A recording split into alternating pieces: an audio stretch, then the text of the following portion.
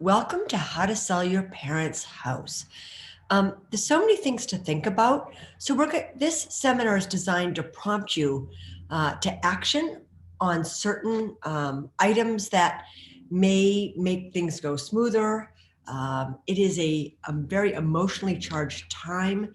We're going to go through those kind of things. But most of all, know that when you are in charge of selling a loved one's house, it is like a second job. There's just so many things that need to be thought about. So let's go through those things that you need to think about.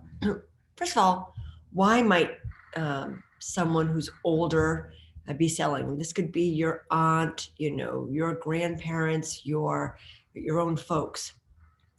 Well, usually it's because the house is too big, or the upkeep is either physically or financially daunting for some big houses.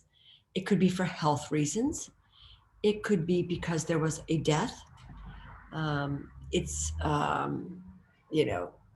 selling a large house to buy a small house and to be closer to family. I don't know why that came up twice. Okay. And sometimes people are buying another house or selling a big house and going into two small houses. So, what are the conversation starters? Where do you start the conversation? Well, I think it's really important, and these are hard and difficult conversations, to share those concerns with your loved one. Anyone who has ever had to share with a parent or loved one that they shouldn't be driving anymore, those are hard conversations that happen when people are older. So start the conversation as soon as you think it's makes sense. It is so wise to formulate a plan together while everyone is healthy. To do this 5 and 10 years out even, and you'll see why, is so smart. Research the options of where to go ahead of time. Will it be assisted living? Will they be going into a small condo? Will you be sharing another house together? Lots of different options for people. And so start to think about what works better and do your investigation. It's really critical that people get their financial and legal affairs in place. I read a stat that only 42% of people actually have their paperwork together. And at this time, even though this is not a housing related concern, when people are getting their estate in order, getting their will in order, I would highly recommend that they also do a living will of sorts on or in a health care proxy. Those things should be done in tandem. It is a huge gift to loved ones if people are willing to organize their financial and legal affairs ahead of time. And that would include getting passwords to all the banking, making sure that you know all the bills that need to be paid. Planning those things in advance is so critical. I know that we lost my dad very suddenly. He was healthy one day and died the next. And we, as much as he had wills and things in order, he'd been paying the bills. And, it was very ad hoc to try to put it together. It's taken us almost a year to catch up or find out, discover things. So the next thing I want to talk about, and this is the hardest part, it is you need to deal with a lifetime of possessions and memories. And I love this photo because all of a sudden you are faced with watering cans, baskets, silverware, the teapot, china, things that need a new home. And the most disappointing thing for so many people is, although there will be some treasure, how much stuff people don't want or don't value. You certainly want to pass things along to family, but often households are all set up trying to find someone who needs it. There are wonderful people out there, whether it's Big Brothers, Big Sisters, the Veterans, Salvation Army, Mission of Deeds. There are great organizations, but it takes a lot of time to find the right people. There is free recycle. There's all kinds of things that need to be done, but it's the decisions that are hard, whether to keep it or not. So Again, starting early. If you know that the next 5 years, your folks probably should be moving, it's not too early to start tackling the garage, tackling the basement, tackling the attic. All the little eaves are full of things that often no one has touched in a decade or so. This is a time where they can be a part of all those decisions, and it would be really great to do those kind of things together. And maybe they can then direct where their possessions should go versus having to guess later on. So the sorting, the packing and cleaning are physically tiring. Be aware that all of that lugging, moving is exhausting, and that the preparation can take a lot longer than you think. So how do you increase the value of a house? We want to talk about that up front. This is kind of, I would call it the established batting order. Things I would do first, second, third, fourth. So first of all, decluttering. That is the number one thing. So each object is, do we keep it, do we donate it, or do we toss it? It's not unusual to get a dumpster because unfortunately there are so many things that even you can't donate that you're going to have to find, you'll have to throw out. And it's so sad to have do that. Cleaning. Next thing is thorough cleaning. Every corner, spit spot throughout. Cleaning windows makes the whole house feel clean. Washing down porches, all of those little areas. There's things that get into bathrooms and inside windowsills that you can really start to tackle ahead of time. If you want to do something to a house on top of cleaning it and decluttering it, fresh paint and floors are miraculous. So often houses are full of wallpaper or they were all freshly painted 15, 20 years ago and are in those dark colors. Remember when every house was, every dining room was burgundy or Merlot, and our hallways were sage or some kind of gold. Those colors are very dated, date the house, and doesn't look hip and trendy. So just by putting fresh neutral colors on throughout the house, you do increase the value for much more than the cost of getting it painted. And of course, repair anything that is broken. When you're going to sell a house, if the gates are broken on the way in the door, the screen door doesn't latch right, or the burners don't work on the stove, you're going to have to disclose all of those things. There's a list of things, especially when they're noticeably broken, when the bulkhead door is falling off the hinges, when you've got a window that is being held up by a stick because the ropes are broken. Buyers just imagine that if they can see things that are wrong, that the things they can't see, the internal systems, have not been well maintained. And that discounts the value of your house. So only if it makes sense, only if the return on investment makes sense, consider refreshing kitchens and baths. Now, you need to remember that when you refresh kitchens and baths, a lot of people think, well, people will want to do their own kitchen and bath. Why would I do that? Well, because you'll get so much more money. It doesn't have to be a new kitchen, but by painting cabinets and putting on new quartz countertops and adding some new lighting and freshly painting, it might not be a dream kitchen, but it will be a kitchen that any buyer will think, I could live in this for 5 years while I save the money to do my dream kitchen. Staging. After you've cleaned and decluttered and painted and refreshed the floors and potentially done some touch-ups in the kitchens and baths, staging, which is the hardest money to spend because you're thinking, if a house comes empty, why would I put furniture in it? Well, you put furniture in it because putting furniture in it allows a buyer's eye to see how a house is used, how it flows. You can stage a home office where you might not typically think one would work.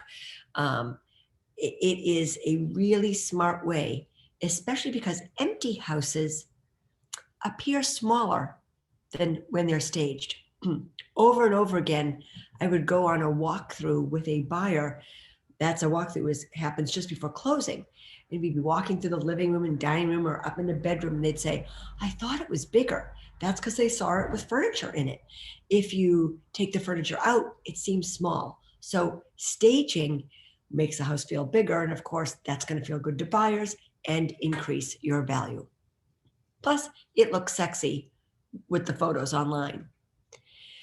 Sometimes you have to buy something first. Sometimes your folks are moving to a condo, or you have to buy into an assisted living. Of course, this is a financial decision. Your parents may or may not have the financial wherewithal to go forward without selling. But I will tell you, if they do, that moving out makes selling the house so much easier, because that way they can let go. They've already moved out. They're not attached to the way it's furnished. That way, any work that needs to be done can be done without interfering or disrupting their lives. So that's always a smart move. So selling an estate. When a loved one has passed, how do you sell your parents' house? Well, make sure you consult an attorney and, I should say, a tax accountant.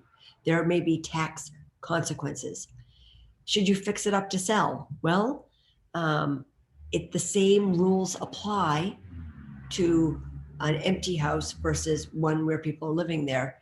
It is, if it makes sense. Now, I want you to know that if it's all older kitchens and baths, and the heating system is older, and the roof is older, and the electric is older, and the plumbing is older, and it's got wallpaper everywhere, it probably needs so much work to get it up to snuff that selling it as is probably a smart idea. But especially if the systems are all updated, but sometimes there's new roofs, new electric, new plumbing, new heating systems, and it just has wallpaper. Wow, just painting that house up because you've spent so much money on the infrastructure. It is really worth doing floors and paint. And then, of course, staging just is the icing on the cake, as they say. Do remember that there's a lot of investors out there, or iBuyers, who would love to pick up a house that needs a lot of work. And they make it sound so reasonable and very attractive to make an easy sale. Listen, I sell my aunt's house. They're going to bring me cash. I can close in 30 days or less. They even told me if I have stuff, I can leave it here. And it sounds great until you realize the discount they're taking, which is on average 30 to 40%. Who are these people? They're we buy unpretty houses people, or that flipping Boston guy, Peter, I don't remember his last name. There's an industry of people who are looking to buy houses. Why do they want this house? Because they're going to do what we recommend you do, spend all that money and make so much more money. That's why they're willing to do it. You could take a house that, might sell to an investor for, $450, put 40 or 50 in and get high sixes. That's what's happening. So the other thing that's really critical is to get all of the family on the same page with an estate. Anyone who's been in real estate for a while and has dealt with estates knows how emotionally charged they are. How will the assets or possessions of parents be distributed?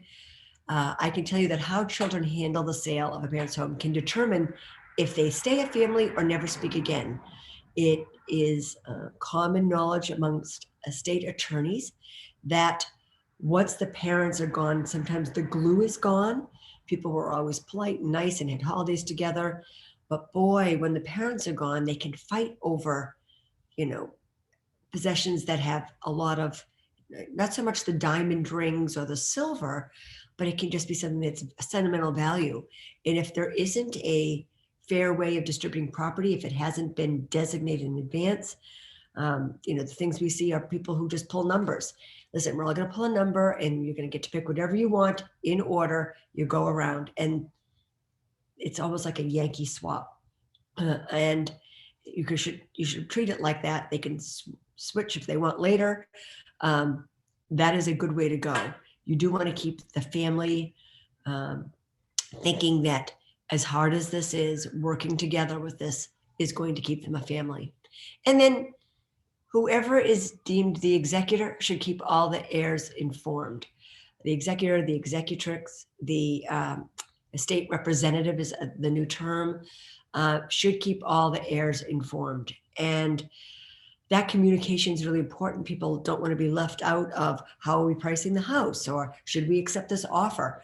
An agent can be very instrumental in keeping communication with the family through Zoom chats, through text, bulk emails or group emails, so that no one feels left out. So you might want to consider getting a licensed appraisal. When you are dealing with an estate, the estate needs to know how much a property is worth on the date of death. And with good data, we can go back to any date of death and see if the market's gone up or down and what percentage, and calculate what that is. That number is usually a pretty conservative number. It's not the reach number. There's usually a range, but you do need to put a number on it. Or you can turn to a very trustworthy agent to determine the value at that time. Good agents can do it. You may not need to spend the money for a licensed appraisal.